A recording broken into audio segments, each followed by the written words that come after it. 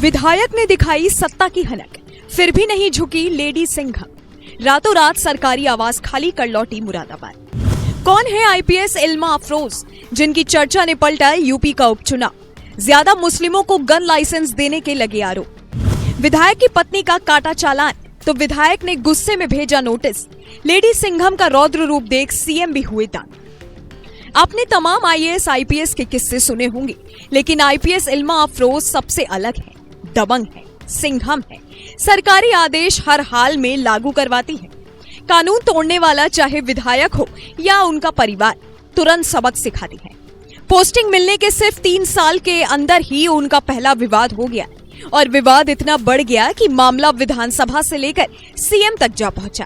तारीख थी 7 जनवरी 2024। इल्मा अफरोज को हिमाचल प्रदेश के बद्दी जिले का एसपी बनाकर भेजा जाता है। ये जिला खनन के लिहाज से काफी अहम है। ऐसे में एसपी साहिबा अवैध खनन करने वालों पर तेजी से शिकंजा कसती है। जांच के दौरान दून से कांग्रेस विधायक रामकुमार चौधरी का नाम इन्हें पता चलता है, जिनकी पत्नी के नाम पर रजिस्टर्ड एक गाड़ी अवैध खनन में संलिप्त मिलती है। इधर एसपी साहिबा उस गाड़ी को सीज करने का आदेश दे देती हैं। उधर विधायक कजी विधानसभा में हंगामा खड़ा करने लगते हैं। विधानसभा से एसपी इल्मा अफरोज को विशेष अधिकार हनन का नोटिस जारी करवा देते हैं। तब भी एक गरीब किसान की बेटी इल्मा घबराती नहीं है, बल्कि कहती है, ईमानदारी से अपनी ड्यूटी करती रहूंगी। ये वक्त था अगस्त 2024 का।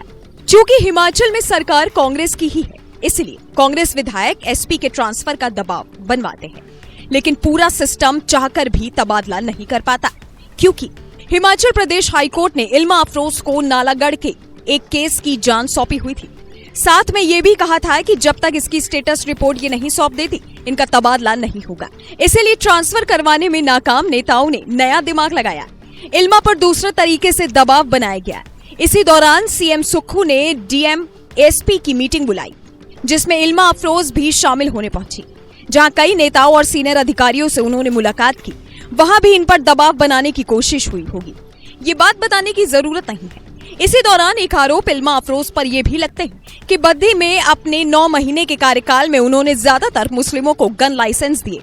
इन पर मुस्लिमों का पक्ष लेने का आरोप लगा, लेकिन जैसे ही आरटीआई लगाई गई, सच्चाई खुलकर सामने आ गई। पता चला कि एसपी इल्मा अफरोज ने अपने कार्यकाल में 50 गन लाइसेंस की पुलिस वेरिफिकेशन करवाई, जिसमें से सिर्फ 2 मुस्लिम हैं, बाकी हिंदू हैं। लेकिन ये आरोप यूं ही नहीं लगे, बल्कि इसके पीछे भी पूरी कहानी थी। कहते हैं, बद्दी में एक स्क्रैप कारोबारी पर फायरिंग की घटना हुई। उसकी बुलेट प्रूफ कार पर गोलियां चली, जिसकी जांच इल्मा अफरोज ने करवाई तो पता चला स्क्रैप कारोबारी ने ये खुद ही करवाया है। वो लंबे वक्त से अपने लिए सुरक्षा मांग रहा था। स्क्रैप कारोबारी चूंकि नेताओं का करीबी था, इसीलिए यहाँ भी एसपी के ऊपर दबाव बना। लेकिन इल्मा ने ना झुकने का फैसला किया। नतीजा अब इन्हें लंबी छुट्टी पर भेज दिया गया। सीएम आवास पर मीटिंग से ही ये सीधा सरकारी आवास खाली कर अपने घर लौट गई। मुरादाबाद के कुंद्रकी के रहने वाली इल्मा अफरोज फिलहाल अपनी मां के साथ गांव में है, लेकिन उनके नाम पर सियासत पूरे विधानसभा क्षेत्रों में हो रही है। क्योंकि 20 नवंबर को कुंद्रकी विधानसभा सीट पर उपचुनाव होने वाले हैं और यहाँ बीजेपी का मुकाबला सीधा सपा से है।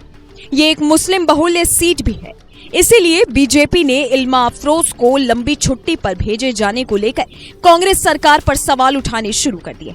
कुंदरकी से बीजेपी प्रत्याशी रामवीर सिंह, जिन्होंने जालीदार टोपी पहनकर पूरी पॉलिटिक्स बदल डाली, वो कहते हैं, हिमाचल प्रदेश में कांग्रेस सरकार ने इल्मा अफरोज को कांग्रेस विधायक की पत्नी के वाहनों का चालान काटने पर लंबी छुट्टी पर भेजना चिंताजनक है। ये घटना दिखाती है कि सपा और कांग्रेस अपने स्वार्थ के लिए मुस्लिम समुदाय की भावनाओं से खिलवाड़ कर रही है। कुंदरकी के लोग देख रहे हैं कि कांग्रेस और सपा गठबंधन सिर्फ दिखावे के लिए मुस्लिम समाज का समर्थन मांग रहे हैं, लेकिन वास्तव में एक मुस्लिम अधिकारी की जायज कार्रवाई तक को बर्दाश्त नहीं कर पा रहे। 2017 बैच की आईपीएस ऑफिसर इल्मा अफरोज शायद पहली ऐसी ऑफिसर है जिनकी छुट्टी ने 2 राज्यों का माहौल गर्म कर दिया है। लंदन की ऑक्सफोर्ड यूनिवर्सिटी से पढ़कर लौटी इल्मा को अब कब पोस्टिंग मिलती है, ये देखने वाली बात होगी। लेकिन इससे भी बड़ी बात और बड़ा सवाल ये नहीं है कि बीजेपी को कुंदरकी सीट पर एक आईपीएस के अपमान का मुद्दा कितना फायदा पहुंचाता है, बल्कि असल सवाल ये है कि ईमानदार अधिकारियों का अपमान आखिर कुछ नेता कब तक करते रहेंगे।